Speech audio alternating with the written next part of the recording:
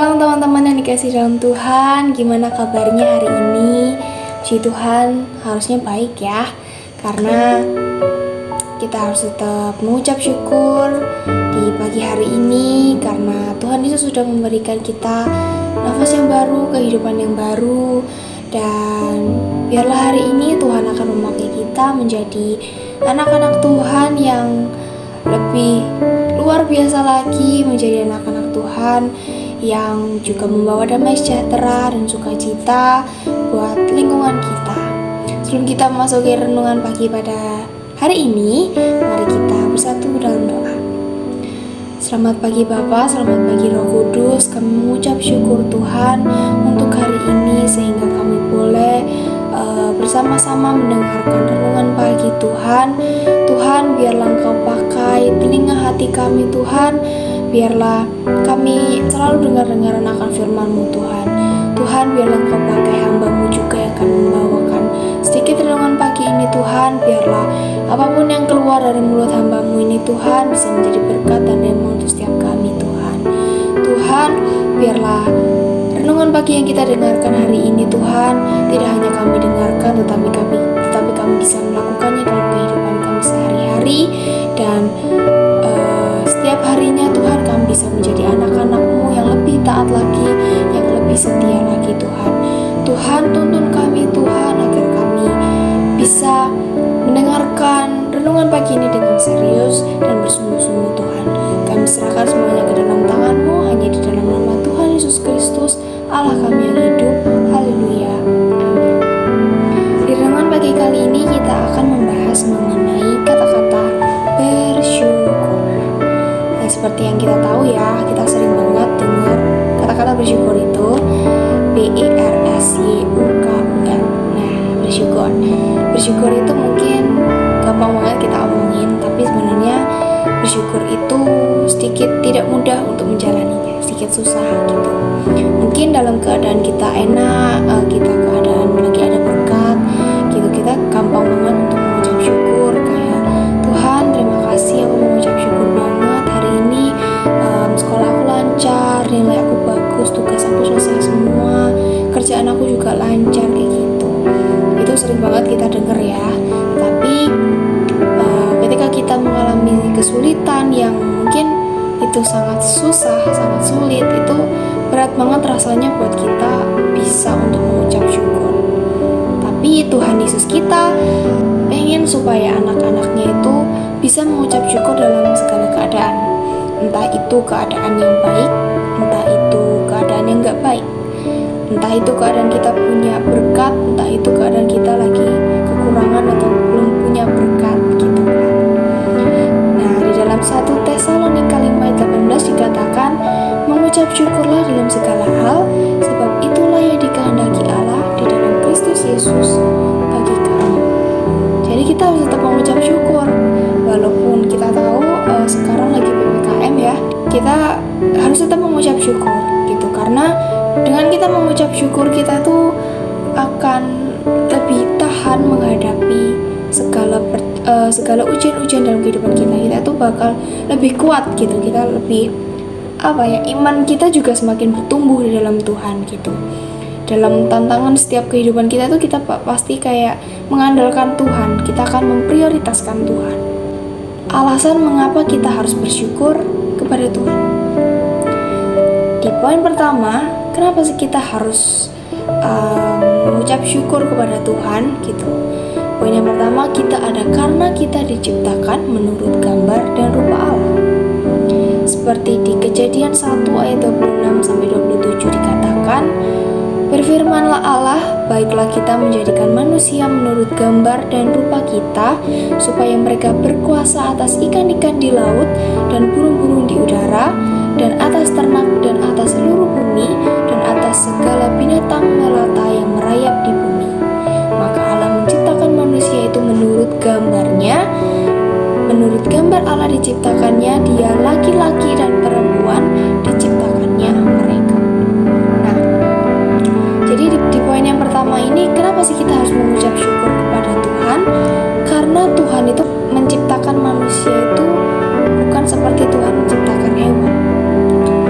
Di Alkitab dikatakan Tuhan menciptakan hewan dari tanah liat, dari tanah gitu ya, tanah biasa, dan dia jadi makhluk hidup gitu. Tetapi ketika Tuhan menciptakan manusia, Tuhan menciptakan khusus dengan debu tanah, dan Tuhan menghembuskan nafas kehidupan. Jadi jadilah manusia gitu kan. Jadi ada bagian Allah yang diberikan kepada manusia sehingga kita itu berbeda dengan hewan. Kita itu spesial di mata Tuhan. Kenapa? Karena ada bagian tertentu yang Tuhan kasih ke kita, yaitu nafas kehidupan. Manusia diciptakan menurut gambar dan rupa Allah. Jadi manusia itu punya pikiran, manusia itu punya perasaan, kehendak bebas, dan juga bisa berkomunikasi dengan Allah. Sementara hewan nggak bisa kan gitu. Karena sejak awal penciptaan juga Allah itu sudah merindukan satu persekutuan yang indah kepada manusia gitu. Tetapi ketika manusia jatuh dalam dosa, hubungan itu terputus. Tetapi kita harus bersyukur nih, kita harus mengucap syukur karena lewat pengorbanan Tuhan di atas kayu salib, hubungan itu tuh kembali dipulihkan gitu. Kita bisa lagi menjalin persekutuan yang indah dengan Tuhan gitu. Jadi kita harus ingat di poin yang pertama, kenapa kita harus mengucap syukur kepada Tuhan? Karena kita itu spesial di mata Tuhan, karena kita itu diciptakan menurut gambar dan rupa Allah. Itu spesial banget loh di mata Tuhan gitu. Nah, lanjut di poin yang kedua, kenapa kita harus mengucap syukur kepada Tuhan?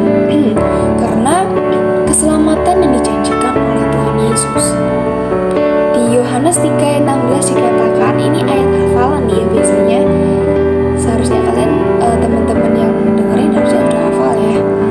Di Yohanes 3:16, karena begitu besar kasih Allah akan dunia ini sehingga Ia mengaruniakan anaknya yang tunggal supaya setiap orang yang percaya kepadanya tidak binasa melainkan beroleh hidup yang kekal. Nah, ketika manusia jatuh dalam dosa nih, hubungan Allah dan manusia kan terputus. Kalau misalkan kita pikir itu kayak perbuatan baik manusia itu sebanyak apapun itu tidak akan cukup memulihkan hubungan kita dengan Allah, hubungan Allah dengan manusia gitu. Jadi Allah mengutus anaknya yang tunggal, siapa? Tuhan Yesus Kristus, untuk menebus dosa manusia.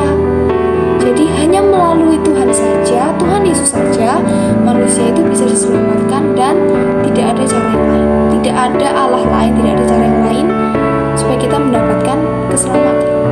Seperti di kitab Kisah Para Rasul 4:12 dikatakan, dan keselamatan tidak ada di dalam siapapun juga selain di dalam Dia, sebab di bawah kolong langit ini tidak ada nama lain yang diberikan kepada manusia yang olehnya kita dapat diselamatkan.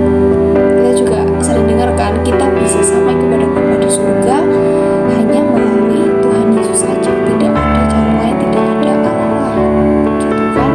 Kita patut bersyukur, kita harus mengucap syukur di poin yang kedua ini, karena tanpa pengorbanan Tuhan di kayu salib itu kita tidak mungkin bisa selamat dan beroleh hidup yang kekal.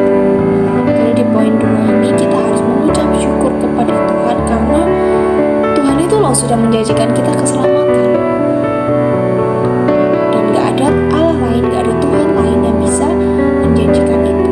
Hanya Tuhan Yesus, hanya melalui Tuhan Yesus. Lanjut nih di poin ketiga, kenapa kita harus mengucap syukur kepada Tuhan? Karena Roh Kudus yang mau tinggal di dalam kehidupan kita.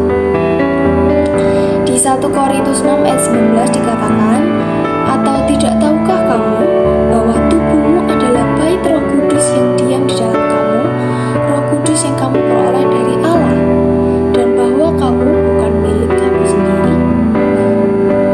Jadi tidak ada agama atau kepercayaan lain yang mereka bilang dengan tegas kalau di dalam diri manusia itu ada roh Allah.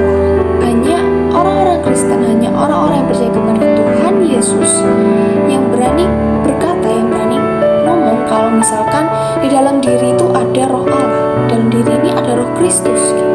Itu suatu anugerah loh kalau misalkan Roh Kudus itu tinggal hingga di dalam kehidupan kita gitu.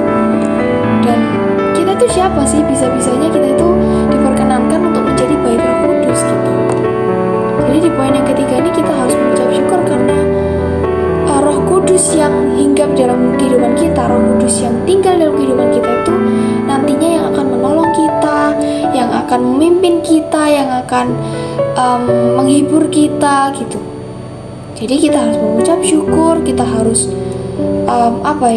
berterima kasih kepada Tuhan gitu, karena kehadiran Roh Kudus itu dalam kehidupan kita, dan itulah membuat kita berbeda dengan orang-orang duniawi. Kita anak-anak Tuhan, kita anak-anak terang, dimana kita harus be different dari duniawi ini gitu. Jadi kesimpulannya di renungan pagi kali ini, kita harus tetap bersyukur, kita harus tetap mengucap syukur dalam segala keadaan, entah itu keadaannya baik, kita dapat berkat ataupun enggak, kita harus tetap mengucap syukur, karena